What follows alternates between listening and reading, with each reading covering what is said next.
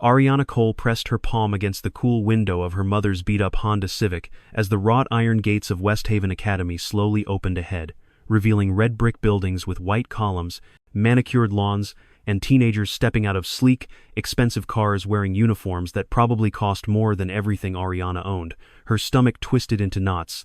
This was supposed to be her clean slate, her quiet reintroduction to the world as a regular student, not a former ward of the state, not the girl who'd done 4 years in juvie, not the one with a temper so dangerous it once shattered a boy's jaw. Just Ariana Cole, the scholarship kid who kept her head down and finished her classes. Her mother reached over and squeezed her hand gently. "You've got this, baby. Remember what Dr. Kwan said, new place, new you, just breathe." Ariana nodded, swallowing down the rising panic. She adjusted her second-hand blazer, the fabric rough and ill-fitted compared to the tailored uniform she was seeing around her. The scholarship had been Dr. Kwan's idea program for academically gifted students from difficult backgrounds, and Ariana had the test scores to qualify. Even when everything else in her life had been chaos, books had made sense, rules were clear on the page even if they weren't in the world around her. All she had to do now was survive 2 years at West Haven without losing control. As she stepped out into the crisp September air, the contrast between her and the others sharpened. They moved in packs, laughing easily, their polished shoes clicking confidently against the marble steps. Ariana kept her eyes down. Don't look, don't speak, don't react.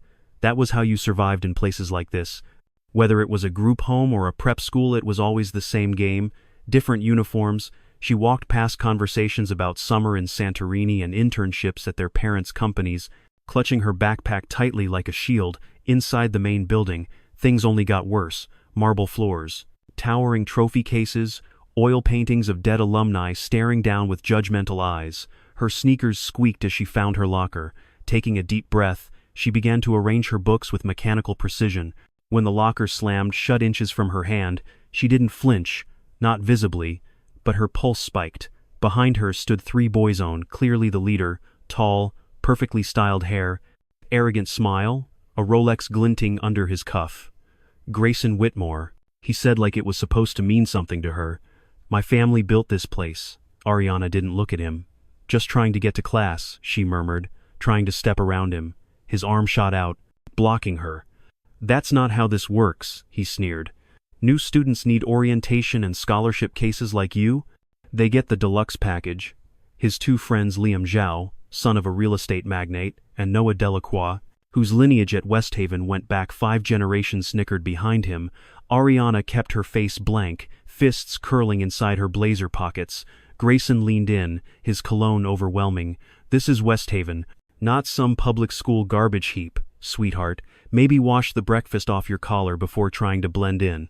Ariana saw it in her mind's eye, grabbing his wrist, breaking his stance, slamming his face into the lockers, but she heard Dr. Kwan's voice in her head. "Your anger is valid, but your future matters more." So instead she whispered, "Can I go to class now?" And he stepped back theatrically. "By all means, run along, mouse." As she walked away, she heard Liam laugh. "Did you see her shaking? This'll be fun."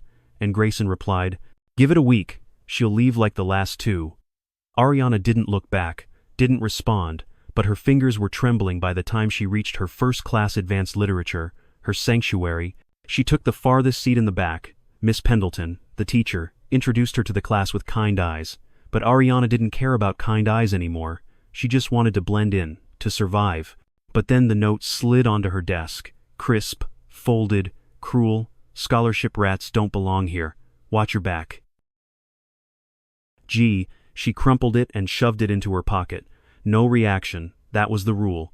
But her handwriting on the page blurred slightly as tears threatened to fall. The first morning at West Haven wasn't a welcome, it was a declaration of war. At lunch, the cafeteria at West Haven was a battlefield with invisible borders marked by wealth, legacy, and bloodline, and Ariana Cole stood at the threshold of it all, holding a tray with a basic sandwich paid for by her meal voucher, her fingers twitching under the scrutiny of 100 eyes that judged silently, not for what she'd done but for who she wasn't. She scanned the room quickly, no obvious empty table, no safe corner. Then, from across the room, a girl with streaks of violet in her hair waved at her with casual confidence. "Hey, new kid, over here." Ariana hesitated, weighing the danger, but the whispers around her were louder than any warning siren, so she crossed the cafeteria floor like someone moving through a minefield and sat down at the misfit table. "I'm Nina," the girl said brightly. "This is Elliot, and that's Priya. Welcome to the land of not fitting in."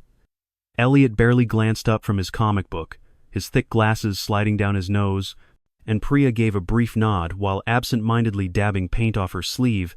"I didn't know this table existed," Ariana said carefully. "It doesn't," Elliot said dryly. "Grayson Whitmore just decides where people do and don't belong, and when he decides you don't, well, you find your own corner of the jungle," Priya added. "He made my life hell freshman year because I got the art scholarship instead of his cousin. He doesn't forgive, he doesn't forget." Nina leaned forward, elbows on the table. "So, what did you do to get noticed so fast?" Ariana looked down at her sandwich, debating how much truth to reveal. "I existed," she said flatly. Apparently that was enough. Nina whistled. "Then you're in for it," she said without drama or pity, just facts. "He doesn't stop until you break or disappear." Ariana nodded slowly. The air in the cafeteria felt heavier now, but oddly, she also felt a strange sense of relief, not because she was safe, but because she wasn't alone in being targeted. That afternoon brought PE, the class she'd dreaded most. The locker room reeked of expensive perfume, body spray, and old gossip. Ariana changed quickly in a back stall, avoiding eye contact as much as possible. Her clothes were functional, plain, and utterly alien compared to the branded workout sets worn by the other girls. Outside, the soccer field was bright and harsh, and Coach Langston barely glanced at his roster before calling, "Cole, you're on Team B, let's see what you've got." Soccer was one of the few things Ariana could do without thinking. In juvie they played to burn energy and settle scores, and she'd gotten good at it, fast, precise, dangerous. The ball moved from her feet like it was part of her, and for 40 blissful minutes she forgot the notes, the threats, the laughter, until a lacrosse ball slammed into the back of her knee, sending her sprawling across the turf, skinning both palms on the artificial grass. As she blinked through the sting, she heard the familiar voice, Grayson's voice, call out from the adjacent field, "Oops. Watch where you're going, scholarship." And Coach Langston barely reacted, just waved vaguely toward the lacrosse field and muttered, "Whitmore, keep your equipment on your own side." Ariana got up without a word, knees aching, hands bleeding, eyes burning. She finished the game without looking at the sidelines, but she could feel his gaze tracking her like a predator testing prey. Later, as she scrubbed gravel out of her wounds in the girls' bathroom, the door opened again, and she froze, except it wasn't girls. It was Grayson, Liam, and Noah walking in like they owned the building, because at West Haven, they kind of did. "You're in the wrong bathroom," Ariana said coldly, not turning around. "I go wherever I want," Grayson replied, his voice smooth but tinged with threat. He leaned against the door, blocking it while the others flanked the sinks. "Just wanted to give you some friendly advice, Cole," he said, stepping closer. "This school has a reputation standards in you. Well, you don't belong here, not with your second-hand clothes and trauma baggage." Ariana's pulse ticked faster, her knuckles white against the counter. "I earned my place," she said evenly, "on merit, not money." "Don't care if you're the next Einstein," Liam muttered. "You're a stain, and stains get scrubbed out," Noah added. Laughing like it was a joke, Ariana's mind was already counting exits. Window too high, door blocked, 3-on-1 again, but her body stayed still, not because she was scared, but because she knew if she let go, even once, she might burn the whole damn place down. "So here's the deal," Grayson said, close enough that she could smell his expensive deodorant. "You transfer out, you disappear quietly, or things get messy." Ariana held her ground, eyes locked on his. "I'm not going anywhere," she said quietly, and for a flicker of a second, something in his smile cracked, but only for a moment. "We'll see about that," he said before backing off, and they left, laughter echoing like poison in the tiles. Ariana didn't cry, didn't scream. She simply locked herself in a stall and stared at the graffiti-scratched door. Her fists clenched so tight, her nails cut into her palms, the monster inside her pacing, growling, begging to be let out. But she held it back, barely, because she still had hope, still had purpose, still had 2 years left to prove everyone wrong. By Friday morning, Ariana Cole was running on fumes, the sleepless nights catching up to her in waves of exhaustion masked by caffeine and sheer willpower. Every hallway became a gauntlet, where Grayson Whitmore and his pack lurked like wolves who hadn't yet decided whether they were bored or hungry. The threats had grown quieter, but more precise homework vanished from her locker. Her lunch tray mysteriously spilled mid-step, her name whispered with venom just loud enough to be heard but never directly confronted, and always the glint of a phone recording from the corner of someone's hand, hoping to catch her snapping, hoping to prove the scholarship girl was just another unstable charity case. Nina, Elliot, and Priya did what they could, walked with her, intercepted notes, warned her of setups, but even the strongest friendships had blind spots, and Ariana could feel the net tightening, not just around her body but around her control. By Thursday night, she stayed late in the library, partly to study, mostly to delay facing her mother's questions about her bruised hands and haunted eyes. West Haven after dark was a different beast, silent, marble corridors half-lit, the opulence now ominous. She packed up her books as the clock neared 6, the librarian giving her a polite but final nod before locking the front doors. Ariana headed toward her locker to swap out textbooks, her footsteps echoing in the emptiness. She was so focused on the combination that she didn't hear them until the air shifted behind her. 5 silhouettes, 2 large, 2 deliberate, Grayson at the front with Liam, Noah, and 2 other lacrosse players she recognized only vaguely. "Working late, Cole?" Grayson asked, jangling a set of keys with a smirk that made her stomach turn. "My dad's on the board. I've got access to every room in this place." Ariana's pulse spiked, her feet involuntarily taking a half step back. "The building's closed to students," she said, voice flat but her grip on her locker tightening. "Not to us," he said, and before she could react, Liam and one of the others grabbed her arms, dragging her down the hall despite her struggling.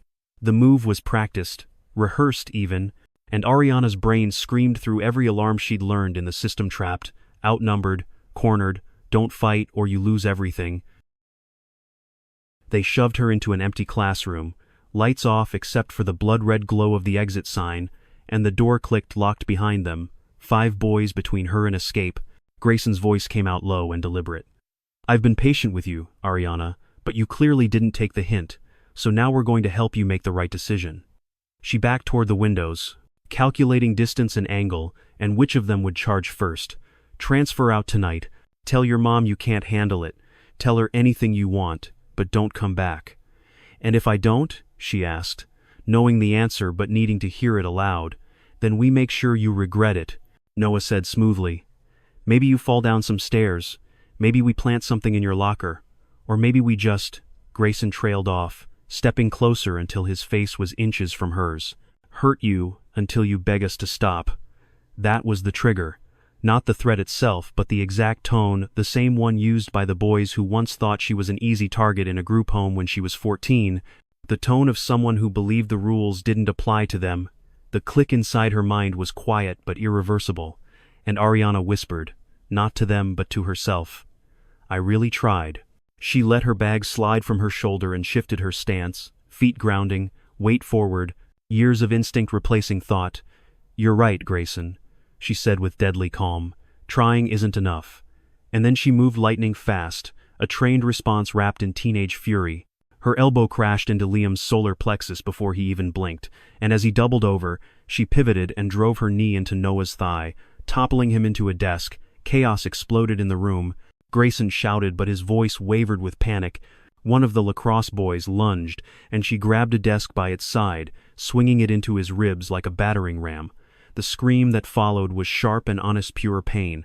Another charged at her, and she dropped low, sweeping his legs with a fluid motion that sent his head cracking against the linoleum. She pinned him with a chokehold learned from a girl in juvie who once strangled her stepfather. The boy went limp, and still she turned, scanning for the next threat. Only Liam and Grayson remained standing, and both looked more ghost than boy. "Marcusno," Liam stumbled back toward the door, clutching his ribs. "You're insane," he wheezed. "You wanted to meet the real me," Ariana said evenly. "Here I am." Grayson raised his hands, voice cracking. "Just wait. Just stop. This is insane."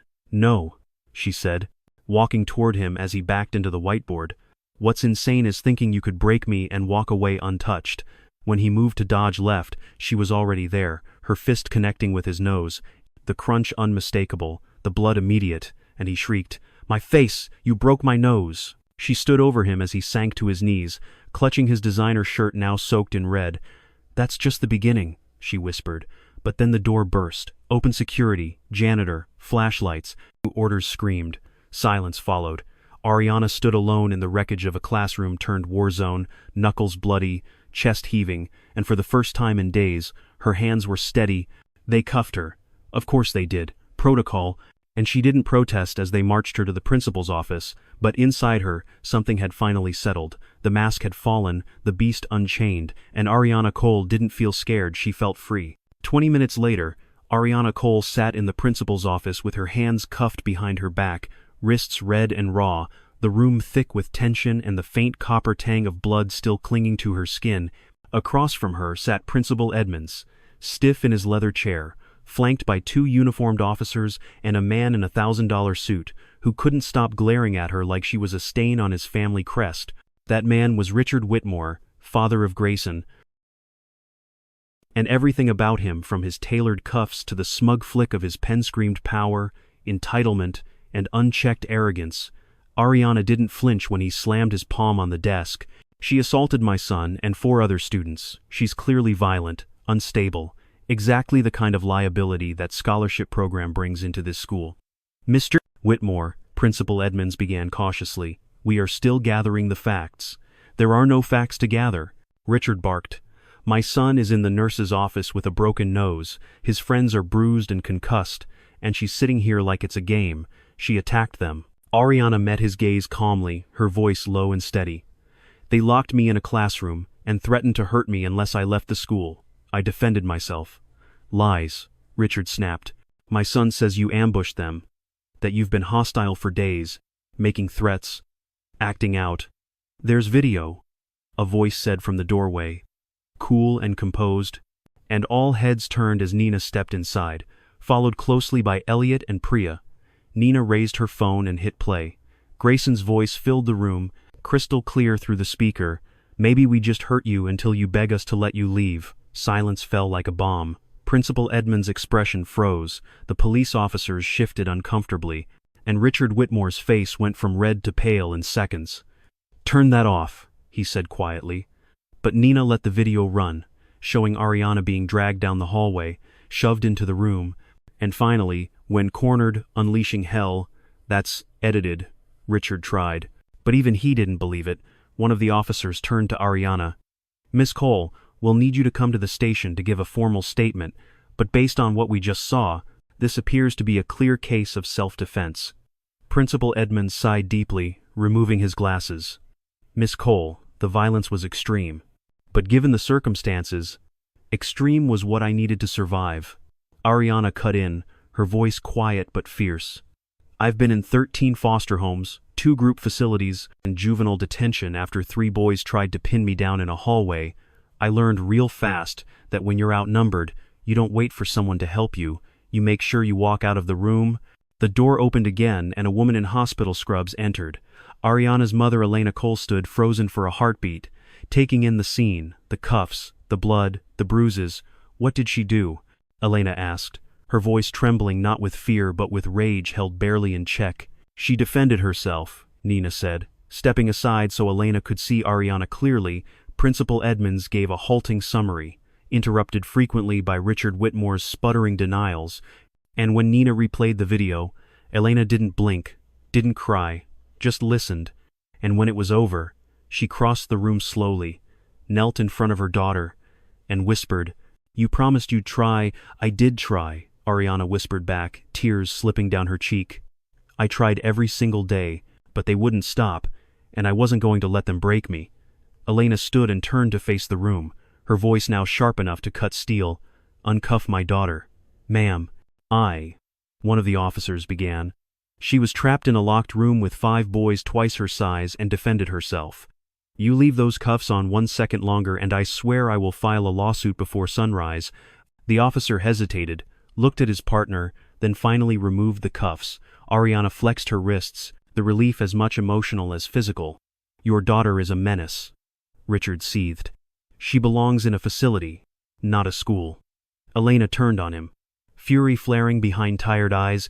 My daughter is a survivor. She's been through more in 17 years than your son ever will, and despite that, she earned her place here by merit, not legacy. And you raised a coward who thought power meant hurting people weaker than him. Richard reached for his phone. I'm calling the board. The donations stop unless this girl is expelled immediately. Go ahead, Elena said, already pulling out her own phone. I've been recording this entire meeting, including your threats, your bribery attempt, and your disgusting attempt to cover up your son's crimes. Let's see what the school board thinks about that, or the media. Richard fell silent, his hand frozen mid-dial.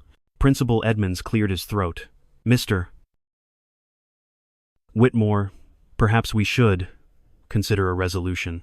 The room spiraled into quiet negotiations, whispered consultations with attorneys and police, and when it was over, the verdict was clear. Grayson and his accomplices would be suspended pending expulsion hearings. Richard Whitmore would make a substantial donation to the scholarship fund and anti-bullying programs, and Ariana Cole would remain a student of West Haven Academy with no disciplinary action on her record. As Ariana walked out into the cool midnight air beside her mother, Nina, Elliot, and Priya waiting near the curb, Elliot adjusted his glasses and said, "That was terrifying and awesome." Priya added, "You're like our school's Batman." Ariana didn't smile, but her eyes softened. "I'm not proud of what I did," she said, "but I couldn't let them win." Nina hugged her, tight and fierce. "You didn't just win, you flipped the whole board over." And as they walked to the car, the stars above seemed just a little brighter, the night a little less heavy, and for the first time since she arrived at West Haven, Ariana didn't feel like Prash, felt like a force to be reckoned with. The sun hadn't yet risen, but Ariana Cole's phone was already buzzing, one notification after another lighting up the screen with messages, reposts, and comments, as the video Nina had recorded Grayson's threats, the ambush, the brutal retaliation spread like wildfire through the school's social channels. Classmates Ariana had never spoken to were suddenly flooding her inbox, with everything from stunned admiration to quiet confessions of their own silent battles with the same boys who had tormented her.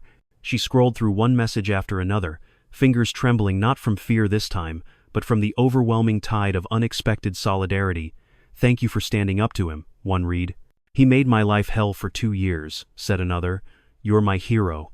You gave us hope. That was the most beautiful karma I've ever seen." By Monday, Ariana returned to West Haven not as a shadow to avoid, but as a symbol no one could ignore.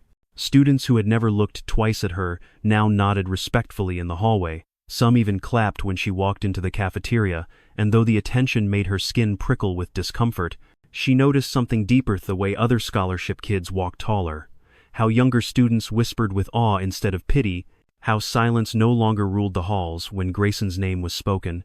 She sat down at the usual corner table with Nina, Elliot, and Priya, only to find it more crowded than ever. A dozen new faces, quiet students, kids who'd been shoved into lockers or ignored at assemblies, now drawn to the one place that had become a beacon of defiance. "Is it true you know MMA?" a freshman asked, eyes wide. "Not exactly," Ariana replied, uncomfortable. "I just learned to protect myself." "Can you teach us?" another chimed in. "Not to fight, just to feel safe." Ariana looked around at the eager, hopeful faces that mirrored the same quiet dread she'd lived with her first week at West Haven, and something in her clicked. "Yeah," she said, after a beat. "I can do that." Word spread fast, and by the end of the day, a dozen students had signed up for the first unofficial meeting of what would soon become the school's first ever self-defense club. Meanwhile, Principal Edmonds called her to his office again, but the tone was different this time. No cuffs, no police, just a tired man behind a desk who looked like he hadn't slept since Friday. "The Whitmores have officially withdrawn Grayson from school," he informed her. "The others involved will face suspension and mandatory counseling."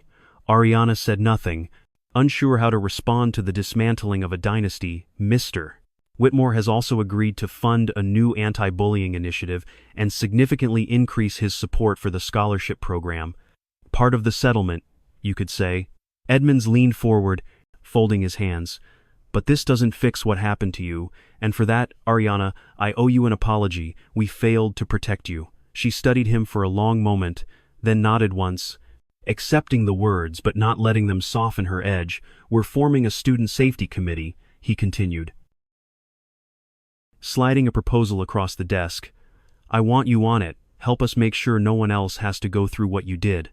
Ariana stared at the paper, the weight of it heavier than the thick cardstock it was printed on. You want me to work with the system that ignored me? Because you exposed where it's broken, Edmund said, his voice steady, and maybe you're exactly who we need to help fix it. In the weeks that followed, West Haven began to shift, slowly at first. Then unmistakably, the self-defense club exploded in size, growing from 12 to over 50 students across all grades. Ariana taught them what she knew: how to break a grip, how to fall safely, how to look someone in the eye and not flinch. But more than that, she taught them presence, voice, confidence, the power of not shrinking. The safety committee installed anonymous reporting systems, pushed for better hallway camera coverage, and organized monthly assemblies about respect, inclusion, and accountability.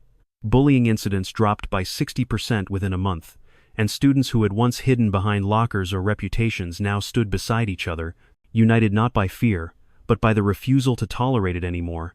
Ariana still struggled with the attention, still hated being the center of anything, but every time a sophomore approached her after class to say they felt safe again, or a teacher quietly thanked her for shifting the culture, she began to understand that maybe survival had given her more than traumate had given her purpose. One evening, as she packed up after a particularly exhausting self-defense session, Miss Pendleton stopped by with a hesitant smile and a book in hand. "You're doing something extraordinary, Ariana," the teacher said softly. "I've seen students cry in my office for years because of what Grayson and his friends did, and I tried, but I couldn't stop it. You did." Ariana looked down, unsure how to respond to praise that felt too big for her shoulders. "I just didn't want to be afraid anymore," she said. "None of us do," Miss Pendleton replied, pressing the book into her hand. "You've changed this place more than any donor ever could, and I think you're just getting started." As the teacher walked away, Ariana opened the book. It was The Art of War, a battered copy with highlighted pages and margin notes, and on the inside cover, a handwritten message: "You've already won one battle, now prepare for the next." Ariana smiled quietly, tucking the book into her bag and stepping into the darkening hallway where students no longer looked through her but to her, where her past was no longer something she had to hide, and her strength no longer something she had to fear. The winter months at West Haven passed in a blur of structured chaos, committee meetings, late-night tutoring, and self-defense sessions that left Ariana Cole's muscles aching but her heart oddly full. The girl who had once sat alone counting the steps between ambushes now found herself at the center of a growing mob of students who had once whispered in locker corners now stood shoulder to shoulder in the gym, learning how to block, deflect, and breathe through fear. Ariana trained them carefully, never glorifying violence, never losing sight of why they were there: not to fight, but to never feel helpless again. And as routines took shape and confidence bloomed in the eyes of her peers, she began to imagine for the first time in her life that maybe the future didn't have to be a battlefield, that maybe survival didn't have to be her defining trait. Then came the letter, handed to her by Principal Edmonds himself, his voice subdued. This came in from Columbia University. Ariana took the envelope with suspicion at first, assuming it was some promotional mailer, but the weight of the paper, the seal, the elegant typeface, everything about it screamed real. When she opened it and read the first line, "We are pleased to offer you early admission to Columbia University on full scholarship," she almost dropped it, her breath caught somewhere between disbelief and panic. "But I'm a junior," she told Edmonds, her voice shaky. "An exceptional one," he replied. "They followed your story, your academic record, your leadership. They want you now." He slid a folder across the desk filled with orientation packets, housing options, program outlines. Ariana stared down at the neatly printed pages, the logos, the dates, the reality of it all pressing in like a rising tide. That night, she sat at the kitchen table with her mother, the acceptance letter between them like a sacred artifact. Elena Cole was still in her scrubs, hair tied back, exhaustion painted beneath her eyes, but when she read the words, her whole body sagged in a wave of relief and awe. "Columbia," she whispered, brushing her thumb over the seal. "My daughter got into the Ivy League." "I haven't said yes yet," Ariana murmured, still half numb. "Why wouldn't you?" Elena asked, voice soft but firm. "You earned this." Ariana looked away, lips pressing into a thin line. "What about the club, the safety committee, the kids who look to me every day?" Elena reached across the table, taking her daughter's hand. "You built something bigger than you, and it will keep growing because of what you taught them. You don't have to hold the roof up forever, Ari.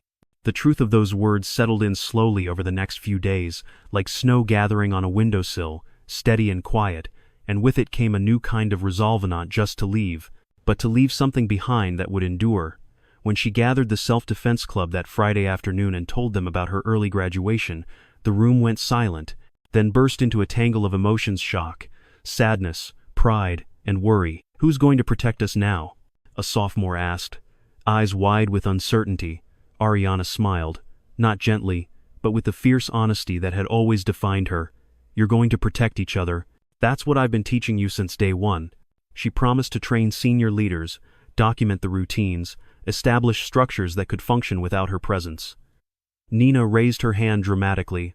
"I nominate myself president of the Ariana Cole fan club and keeper of her legacy." "Seconded," Elliot called out, and the room erupted in laughter. The tears that followed were real, but so was the strength behind them. West Haven had changed not just because Ariana stood up, but because others had learned how to as well. On her last day at school, Principal Edmonds insisted on an assembly, and though Ariana tried to protest, she eventually gave in, standing awkwardly on the stage while students and teachers took turns recounting how she had transformed fear into community, silence into voice, shame into action. When it was finally her turn to speak, she stepped up to the mic and looked out over the crowd. Faces that had once looked away from her now looked to her. "I came here trying to disappear," she said plainly, "but the world wouldn't let me. And maybe that's the point. We spend so much energy trying to survive quietly, but sometimes surviving out loud is what makes change happen." She paused, breath-catching. "I'm not leaving because I don't care. I'm leaving because I do, because what we built here has to grow, and that means letting it live beyond me." Her final words settled over the room like falling ash, soft and lasting. "To anyone here who feels small, who feels like they don't belong, remember, the world doesn't get to tell you your value. You decide that. And once you do, no one can take it from you." The standing ovation lasted longer than she could bear, and by the time she finally made it to her mother's car, her throat was raw, her eyes damp, but her spine straight. As they drove home, her phone buzzed with a dozen new messages: Columbia housing, orientation forms, emails from deans and mentor sand. The future that once felt like a locked room now stood wide open, waiting. The apartment was quiet that night, the kind of quiet that didn't feel empty but earned. Ariana Cole sat cross-legged on the worn couch beside her mother, a carton of Chinese takeout balanced on one knee, fortune cookie wrappers littering the coffee table, her acceptance to Columbia still pinned to the fridge like a reminder that yes, miracles could look like manila envelopes. Elena Cole, still in her navy scrubs, leaned her head back and sighed. "They promoted me," she said, eyes closed, voice low and proud. "Shift supervisor." Ariana turned, surprised. "What? That's amazing, Mom." Elena nodded, lips curving. "Part of it was how I handled the school situation. Apparently calm under pressure gets you places," she added with a wink. "Turns out standing up to people runs in the family." Ariana chuckled, leaning back, letting the warmth of the moment soak in. For the first time in years, there was no dread buzzing under her skin, no schedule to memorize, no hallway ambush to anticipate, just safety, stability, and the sharp realization that she didn't have to live in survival mode anymore. Her phone buzzed on the tabla new string of messages in the group chat Nina had created. "Movie night Friday," one read. "Someone bring snacks. Also, Ari, can we practice that arm lock move again before you leave?" Another chimed in. "Did everyone see the new safety protocols? We did that." Ariana smiled, typing a quick reply, her fingers dancing easily over the screen. This group of students, these outcasts, survivors, misfit had become more than friends. They were family in the way blood couldn't define. Later that night, as she curled up under the blanket and opened her laptop to work on her Hamlet essay, her thoughts wandered to the question that had once haunted her. To be or not to be, but now she understood it differently. Hamlet had the privilege of indecision, of contemplation and safety. People like her didn't. For kids who grew up in shelters, in group homes, in silence and resistance, the question was never whether to exist, but how to exist when the world keeps telling you not to. She typed carefully, letting her thoughts spill out in waves. Perhaps the real question isn't whether to be or not to be, but who to become when survival no longer defines you. She wrote about action as necessity, About courage not as something noble but something practiced daily, like breathing under pressure. Her essay would later earn her teacher's highest praise, but Ariana didn't write it for gratification, wrote it to finally name what she had lived. The following week, she visited the self-defense club every day after school, finalizing training routines, naming student leaders, creating schedules that would outlast her presence. Nina took the lead without hesitation, Elliot kept attendance and tracked progress with his usual precision, and Priya sketched out a logo for the club's official t-shirts. The phrase beneath it read, "Stand loud, stand together."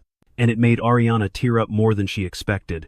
Teachers now sent students her way, the nervous, the quiet, the ones hiding bruises, not always unskinned. She trained them all, not to throw a punch, but to walk like they mattered, to speak without apology, to exist without shrinking.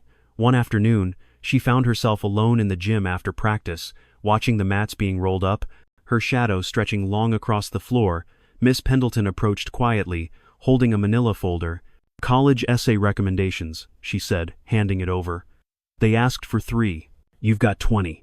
Ariana flipped through the letters. Teachers, counselors, even Coach Langstonock one, a testament to how much she had become more than the girl who fought back. "You changed us," Miss Pendleton said softly. "This school, this culture, what you started, will keep moving forward, even after you go."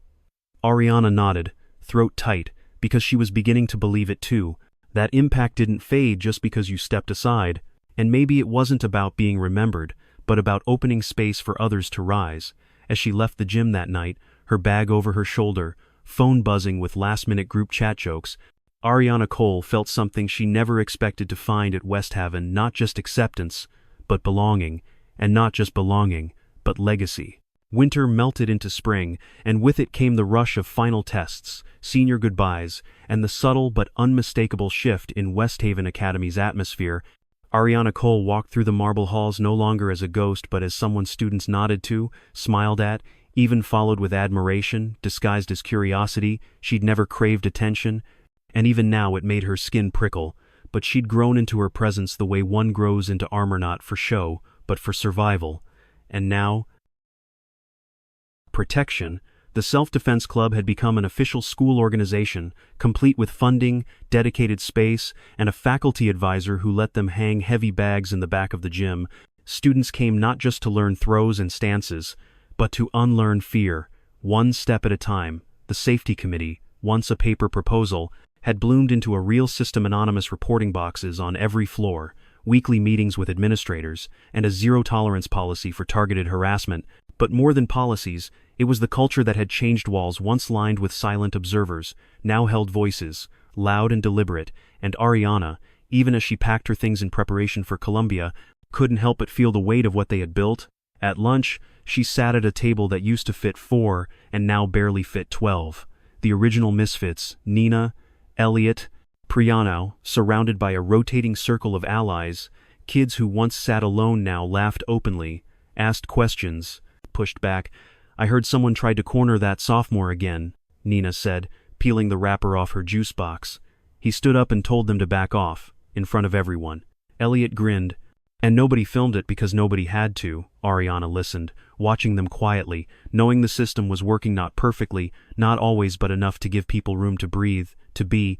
She'd spent so long thinking the only way to survive was to stay invisible, but now she saw the power in being seen, not as a target, but as a presence. Later that week, she returned home to find her mother already preparing boxes, sorting books and clothes into neat piles. "You've got the dorm checklist from Columbia, right?" Elena asked, and Ariana smiled faintly. "Yeah, but you don't have to start packing already." Elena looked at her, soft but firm. "Ari, when the world finally opens a door, you walk through it." Ariana nodded.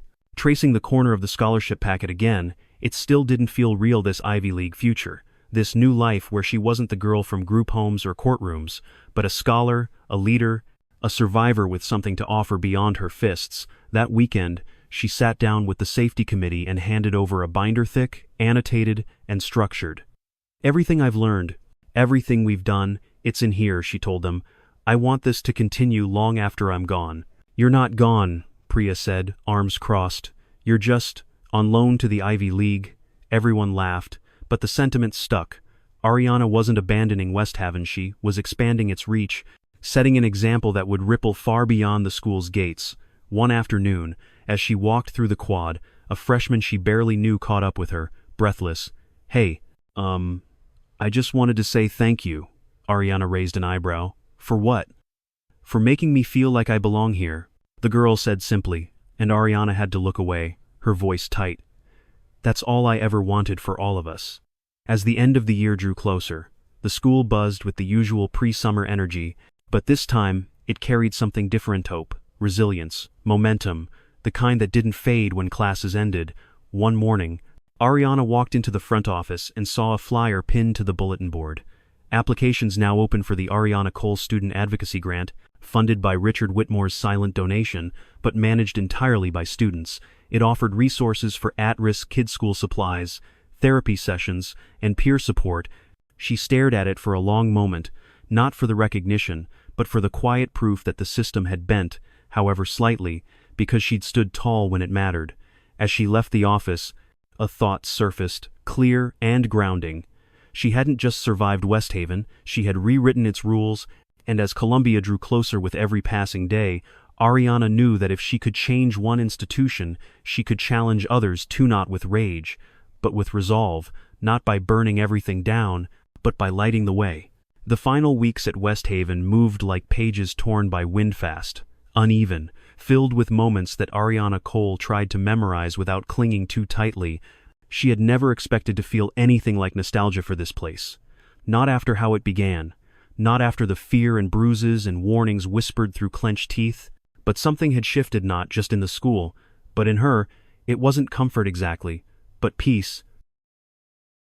The kind that comes after surviving a storm and realizing you helped rebuild the house afterward.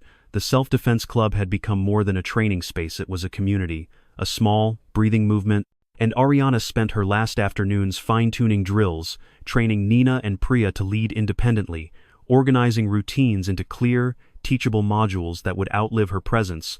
Elliot converted everything into an online portal accessible, structured, and protected by student passwords, and when she stepped back, just for a second, to watch a group of younger students working through an exercise without needing her corrections, she felt something she rarely allowed herself: pride. Meanwhile, the safety committee had implemented its final reform under her leadership, a peer-led mentorship program for incoming students from non-traditional backgrounds, especially those entering West Haven on scholarships. It wasn't mandatory, but the sign-ups were full within days. On a quiet Tuesday morning, Ariana received an envelope delivered by hand from Principal Edmonds. Inside was a formal certificate from the state. The Ariana Cole Leadership Award for Student Advocacy would be given annually to one West Haven student who embodied courage, initiative, and integrity in service of others. She held the certificate in her hands for a long time, not reading it again, just feeling its weight, not as a reward, but as recognition, a stamp on history that she'd existed, she'd mattered. The last Friday before her departure, West Haven held an informal farewell event in the courtyard. Nothing grand, just students, teachers, sunlight, and too many cupcakes. Ariana arrived to find handmade posters taped to the brick walls with messages like, "Thank you for teaching us how to stand. You made this place better. Once a misfit, now a legend." And though she tried to stay near the edge of the crowd, students kept pulling her into photos, pressing letters into her hands, hugging her without asking permission, and for once, she didn't mind. Even Principal Edmonds, normally stoic, gave a short, sincere speech. "We don't always know what change looks like until it walks through the front doors," he said, and then refuses to back down. Ariana kept her own remarks brief. She was never good with speeches, but her words stayed with them long after the cupcakes were gone. "This place taught me what it means to fight for something bigger than yourself. Now it's your turn to keep fighting for each other, for the ones coming next, for the silence that still hasn't been broken." Her voice didn't shake, not once. As the sun set that evening, Ariana walked the halls of West Haven one last time, not out of sentiment but respect. She touched the edge of her old locker, passed the stairwell where she first flinched from a thrown book, paused at the gym where she'd taught her peers to hold their ground, and when she stepped out through the main doors, Nina, Elliot, and Priya were waiting for her with a small canvas tote bag and the words "Property of the West Haven Resistance" stenciled across the front. "You're going to change Columbia next," Nina said, handing it over. "Then the world," Elliot added. Priya said nothing, just hugged her tightly. Ariana didn't cried enough, but something cracked quietly inside her as she stepped into her mother's car. Not pain, but release. Like exhaling after holding your breath too long. As they pulled away, the school disappeared in the rearview mirror, red brick glowing orange in the dusk, and Ariana Cole leaned her head against the window, letting the wind hit her face. Her phone buzzed with a message from Columbia's orientation team, and another from the scholarship office confirming her housing details, and one more from a freshman at West Haven she didn't know. "Thanks for making it safe to be me," she smiled, tucking her phone into her lap, and whispered aloud, to no one in particular, "I was never just surviving, I was preparing, because some people break under pressure, and some people become unshakable." Ariana Cole was the latter, and the story wasn't ending, it was just finally beginning. Columbia was louder than Ariana Cole expected, louder and faster, with a rhythm that pulsed through the sidewalks and lecture halls like blood through veins, but she didn't flinch, didn't freeze at the swirl of conversations in 3 languages, at professors whose minds moved like avalanches, at students who had never once been told they didn't belong. She simply observed, adapted, and absorbed, like she always had. Her first few weeks were spent learning not just the coursework, though, that alone was a battlefield of expectation, but learning how to take up space here, without apology, without shrinking into her seat the way she once had at West Haven. She sat in seminars on structural inequity and cultural psychology, and realized that the trauma she'd carried wasn't just personal, it was part of a system, one that she now had the tools to name, dissect, and someday, dismantle. She joined a student coalition on justice reform, quietly corrected a professor who made a casual remark about problem kids from the system, and began mentoring 2 freshmen from foster backgrounds who'd been awarded full-ride scholarships, just like hers. But even as she adjusted to dorm life, new professors, the relentless snowfall that blanketed the city in winter's hush, Ariana never lost touch with West Haven. She video-called Nina weekly, reviewed safety reports from Elliot, gave Priya feedback on new training posters for the self-defense club. The group had grown to 84 members, and had partnered with a school nurse to offer trauma-informed workshops. Their new motto, "We belong, we stand," hung in the gym on a Navy banner donated by a grateful parent. And one Friday night, as Ariana sat by the window of her dorm with a cup of cheap coffee and a copy of Pedagogy of the Oppressed, her phone buzzed with a message that made her blink twice before opening it. The board voted. The scholarship program at West Haven will double in size next year. They're naming the new wing the Ariana Cole Center for Student Empowerment. She stared at the screen, hand over her mouth, not from pride but from awe, that a girl who once fought off 5 boys in a locked classroom could someday see her name carved into stone, not as a cautionary tale, but as a promise, a signal to the ones still afraid that someone had been here before, and didn't just survive, but opened a path. Later that spring, she was invited back to speak at West Haven's graduation, and though she resisted at first, she returned not for recognition, but for the girl in the second row with 2 quiet eyes, and the boy in the back gripping the seat like it was armor. She stood behind the podium in the same courtyard where she'd once been cornered, then crowned by change, and she told them, without notes or hesitation, "You don't have to be fearless to stand up. You just have to be unwilling to sit down." Her voice carried not just across the lawn, but into the stories of every student who had ever questioned whether they were enough. And when she finished, the applause rolled like thunder, not for a hero, but for a mirror, because what Ariana Cole had shown the world was that strength wasn't about never breaking, it was about rebuilding stronger, again and again. Back in New York, she continued her work research, policy internships, and eventually, a pilot program connecting trauma-informed educators with public schools in underserved districts. Her name began to circulate, not in headlines but in grant applications, committee invites, and whisper networks of kids passing her story like a secret survival guide. And one day, walking past a high school in the Bronx where a mural was being painted, she paused when she saw the phrase scrawled in bold yellow across the wall. "We are not weak. We were just waiting to fight back." Beneath it, a small credit line read, "Inspired by the story of Ariana Cole." She stood there for a long moment, backpack heavy, heart heavier, but steadier too. Because her story no longer belonged to just Harriet, belonged to every kid who had ever felt cornered, and chose to stand, and every student who would come after, fists clenched not in rage, but in resolve, ready, finally, to become unforgettable.